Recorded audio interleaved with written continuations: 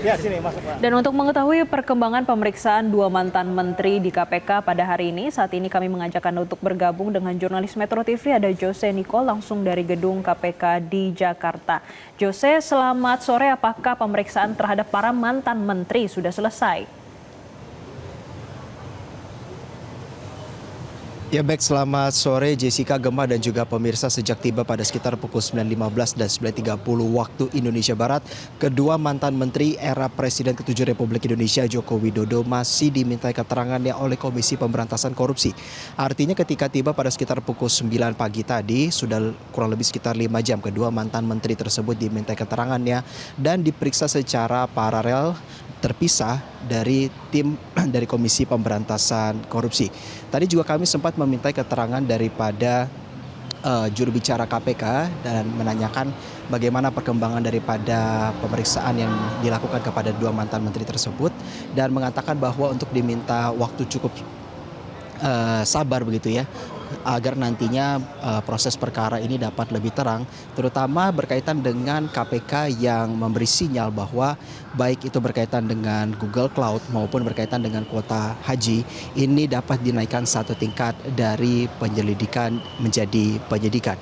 Kita bahas satu persatu, Gemma, Jessica dan juga pemirsa, yang bicara soal kuota jemaah haji ini. Memang sejumlah saksi sudah dipanggil terlebih dahulu sebelumnya, baik itu di lingkungan Kementerian Agama ataupun juga dari Asosiasi Penyelenggara Ibadah Haji dari pihak travel untuk didalami keterangannya apakah telah menerima alokasi daripada kuota haji khusus tersebut.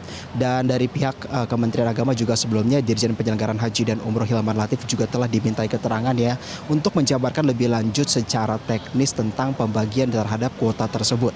Dan hari ini Menak sebagai pimpinan daripada Kementerian Agama yang mengeksekusi secara teknis juga sudah dipanggil untuk dimintai keterangan. Dan saat ini apabila tidak ada perubahan, Gemma, Jessica dan juga pemirsa, berdasarkan informasi yang kami dapatkan bahwa mantan Menak Yakut Khalil Qomas ini sebentar lagi akan menyelesaikan keterangannya yang dimintai oleh Komisi Pemberantasan Korupsi, namun belum untuk Nadiem Makarim yang masih dimintai keterangannya berkaitan dengan dugaan tindak pidana korupsi dalam pengadaan sistem server cloud yang dimana didalami juga oleh Komisi Pemberantasan Korupsi apakah mekanismenya sudah sesuai, baik itu berkeputusan lelang ataupun penunjukan secara langsung.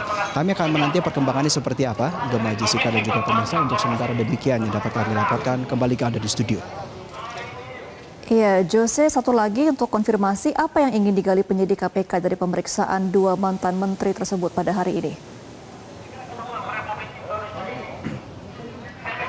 Apabila kita bicara soal kuota haji, Jessica, tentu berkaitan dengan bagaimana interpretasi teknis yang dilakukan oleh Kementerian Agama dalam penerbitan KMA 130 tahun 2024 yang membagi kuota tambahan menjadi 10.000 untuk reguler dan 10.000 untuk khusus. Apabila kita mengacu kepada perundang-undangan, tentunya pembagian ini harus proporsi terhadap kuota 241.000 dengan pembagian 92% untuk reguler dan 8% untuk khusus. Sedangkan untuk hal-hal yang berkaitan dengan pendalaman dari kasus cloud storage ini, pihak daripada Komisi Pemberantasan Korupsi menduga adanya biaya yang lebih mahal atau tidak rasional daripada pengadaan yang diperkirakan juga memakan uang penyewaan yang cukup luar biasa. Maka yang akan didalami oleh Komisi Pemberantasan Korupsi ini yang pertama adalah apakah ditunjuk melalui mekanisme secara langsung ataupun lelang terbuka sehingga bisa diaudit oleh berbagai stakeholders pemerintah. Dan Gemma, Jessica dan juga pemirsa, kita lihat bahwa saat ini teman-teman media sedang menanti turunnya mantan Menak Yakut Khalil Qomas untuk memberikan keterangan singkat pasca memberikan keterangan oleh Komisi Pemberantasan Korupsi.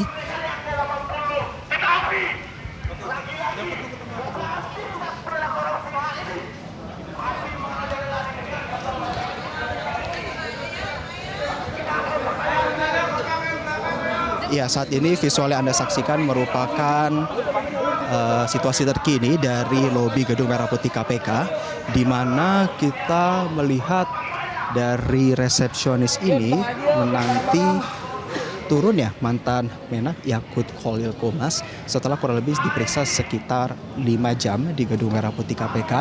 Dan sebelumnya juga berdasarkan pantauan kami sejak pagi hari, Yakut ini didampingi oleh 2 jubirnya yang saat ini juga masih mendampinginya maupun yang mendampinginya saat menjabat sebagai Menteri Agama.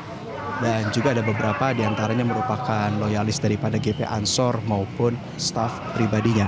Apabila kita kembali membahas soal keterangannya sempat disampaikan oleh juru bicara Yakut, Ana Hasbi, yang mengatakan bahwa pengalokasian terhadap kuota tersebut sudah selaras dengan interpretasi daripada Kementerian Agama tentang pengalokasian kuota tambahan tersebut. Namun apakah hal tersebut sepenuhnya benar, maka kita nantikan apa yang menjadi penjelasan daripada mantan Menak tersebut. Karena kalau kita bicara soal perundang-undangan, maka seharusnya ada 92% yang dialokasikan untuk kuota haji reguler, sedangkan 8 khusus. Dengan kalkulasi yang kita lakukan dengan penambahan 10.000 kuota tambahan tersebut, maka kuota haji khusus ini sudah melampaui angka yang semestinya. Dan ini kita lihat biar bareng-bareng. Jessica, Gemma dan juga pemirsa bahwa mantan Menak Yakut Khalil Qomas sudah keluar dari Gedung Merah Putih KPK dan kami akan coba untuk meminta keterangan.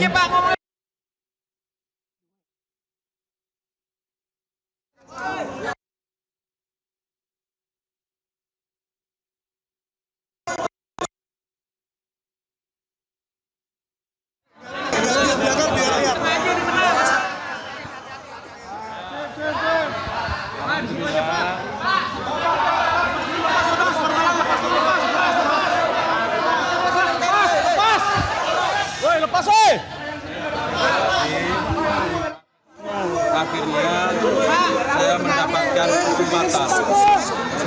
kesempatan untuk mengklarifikasi segala hal, terutama yang terkait dengan pembagian kuota tambahan pada haji tahun 2024 yang lalu.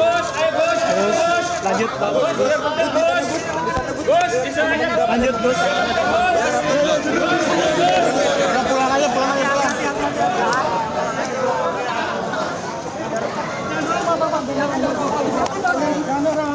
Pulang aja. Jangan. Biasa aja. Terkait dengan materi saya tidak akan menyampaikan, ya, mohon maaf kawan-kawan wartawan. Intinya saya berterima kasih mendapatkan kesempatan untuk bisa menjelaskan, mengklarifikasi segala hal tahun lalu.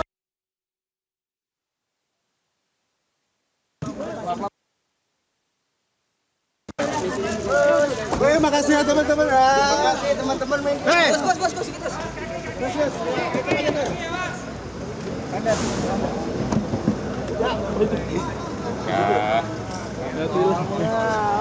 Ya lumayan, lensa aku dapat berapa kepala.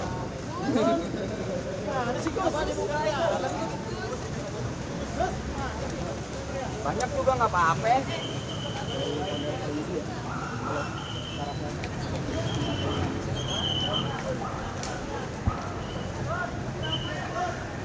Yuk.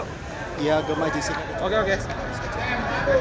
Dan ketika mantan Menak Yakut Khalil Qomas baru saja meninggalkan Gedung Merah Putih KPK, ketika kami coba untuk mendekat untuk meminta keterangan lebih lanjut, tidak banyak yang disampaikan oleh mantan Menak tersebut. Lalu kami juga sempat tadi wartawan menanyakan bagaimana mekanisme daripada eksekusi struktural, baik itu intra pemerintah maupun Kementerian Agama yang melakukan pengeksekusiannya secara teknis. Tidak banyak hal yang disampaikan, bahwa keterangan sudah disampaikan kepada pihak daripada penyidik KPK. Namun di sisi lainnya juga sempat menanyakan langsung apakah adanya perintah struktural begitu ya yang diterima olehnya berkaitan dengan pengeksekusian daripada alokasi kuota haji tersebut, di mana 10.000 untuk reguler dan 10.000 untuk khusus. Tidak banyak jawaban yang diberikan oleh mantan Menak tersebut. Dan kurang lebih berarti sekarang sekitar pukul 14.23 waktu Indonesia bagian Barat, mantan Menak Yakut Khalil Qomas sudah diperiksa 5 jam lebih. Namun untuk Nadiem Makarim hingga saat ini masih berlangsung. Untuk sementara demikian yang dapat kami laporkan. Ya, Jose, apakah tadi mantan Menak menyampaikan pertanyaannya ada berapa yang disampaikan dalam 5 jam pemeriksaan, kemudian poin-poin apa saja yang didalami oleh pihak penyidik KPK?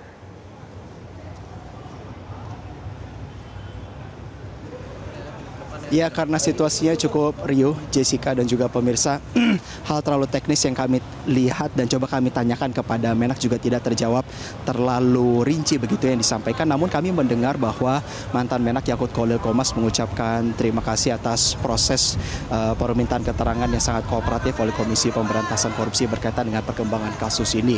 Dan apabila kita melihat dalam rangkaian perjalanan kasus ini, maka Menteri Agama periode sebelumnya Yakut Khalil Qomas ini merupakan salah satu saksi yang diberitai keterangannya yang merupakan profil yang sangat tinggi. Kita melihat sebelumnya jajaran daripada pejabat daripada Kementerian Agama maupun asosiasi hanyalah pihak-pihak tersebut yang telah dimintai keterangannya. Jessica.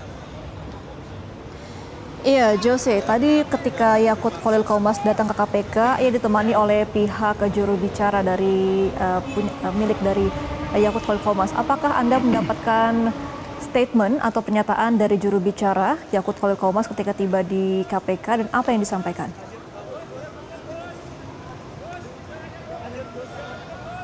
Ya, ada sejumlah poin penting Gema yang disampaikan oleh juru bicara Yakut Khalil Qomas, Ana Hasbi, saat kita minta keterangannya sepasca Yakut Khalil Qomas naik ke lantai 2 gedung Merah Putih KPK.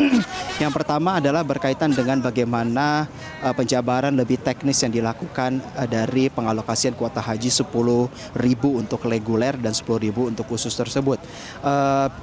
Ana Hasbi juga merupakan juru bicara Yakut Khalil Qomas saat menjabat sebagai Menteri Agama meyakini bahwa pemisahan kuota ini sudah berlandaskan kepada peraturan perundang-undangan. Dan lebih lanjut saat kita tanyakan adalah apakah adanya bentuk tekanan atau perintah struktural dari yang lebih berwenang untuk berkaitan dengan pengalokasian kuota ini, ataupun juga ada pihak-pihak swasta yang dalam tanda kutip diuntungkan dalam pengalokasian kuota khusus ini yang sudah melampaui angka 8% dari ketentuan perundang-undangan tersebut. Ana Hasbi enggan menjawab karena hal tersebut sudah menjadi substansi perkara yang diyakininya sudah menjadi substansi perkara yang merupakan wewenang sepenuhnya daripada tim dari Komisi Pemberantasan Korupsi.